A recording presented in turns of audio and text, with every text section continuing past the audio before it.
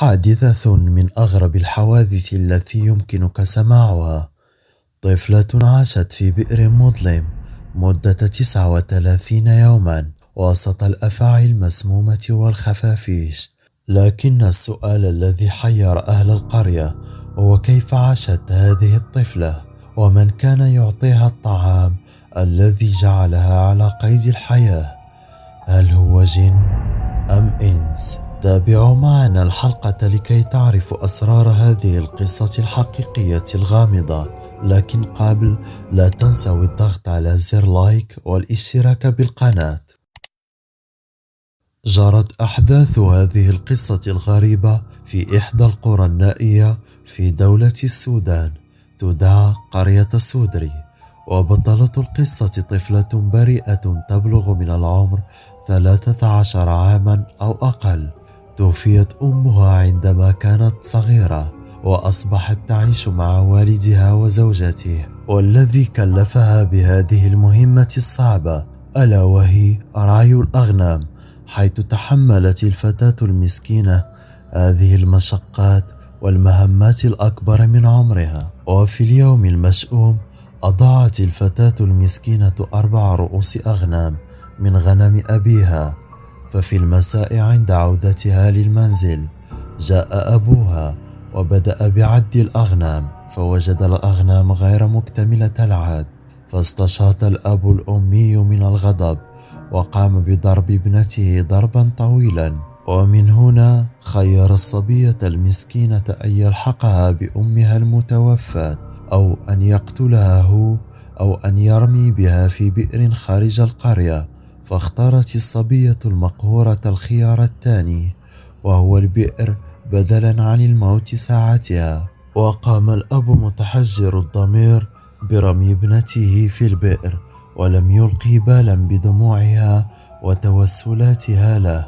وسقطت الفتاة المغلوبة على أمرها في البئر البالغ 30 مترا، ومكثت المسكينة في البئر المهجورة والمليئة بالخفافيش والتعابين والغرابين والعقارب قرابة 40 يوما دون أن تموت أو أن يخرجها أحد. قالت: منذ الصباح دفعني بعصاه الطويلة نحو بئر مهجورة لأجد نفسي داخل منطقة مظلمة فيها أكوام من الخشب والعشب والرمال وبعض الماء. بكيت وصرخت ورجوت إخراجي من هذا المكان من دون استجابة لنداءاتي ودمعاتي. وخلال لحظات ظهرت أشباح أغنام، لكنها لا تشبه الأغنام التي كنت أرعاها.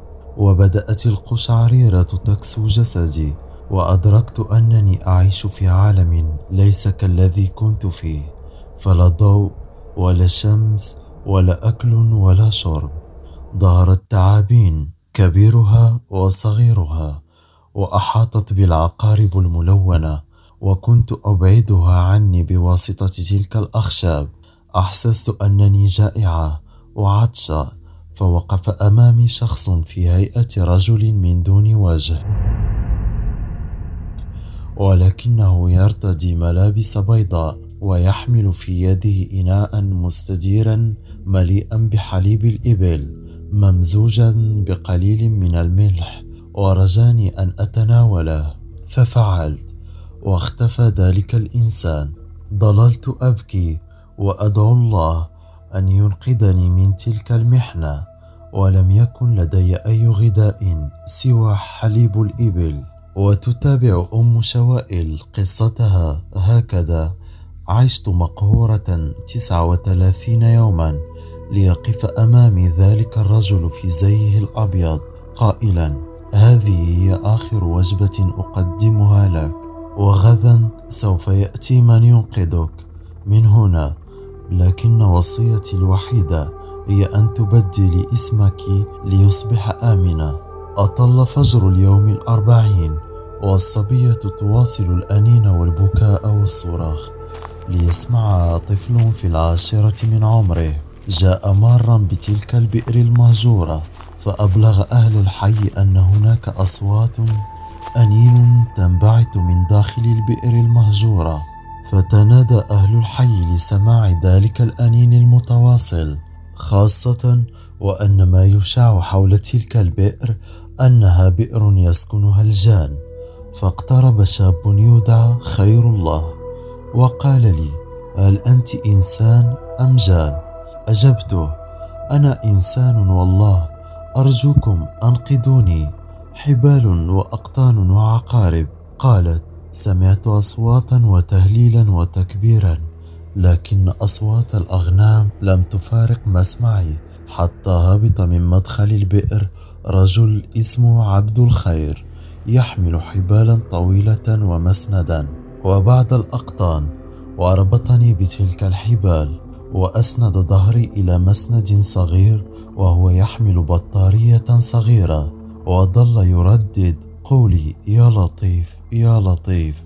وهنا اختفى ذلك الثعبان الأسود ذو العيون الحمراء الذي ظل واقفا أمامي طيلة بقائي داخل البئر، ورأيته بعيني عندما تحرك وذهب بعيدا حتى تصورته يقول لي وداعا.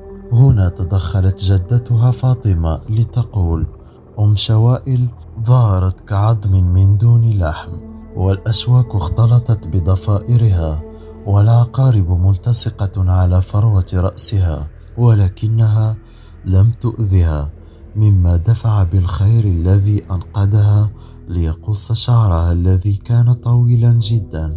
وتجمهر الناس في حمرة الشيخ بشمال كردفان لرؤية الطفلة التي دفع بها والدها إلى البئر. وكان الأب يجيب عن تساؤلات أهل القرية أن ابنته ذهبت لتبقى إلى جوار أخوالها أشقاء والدتها المتوفاة في محاولة منه لإخفاء جريمته.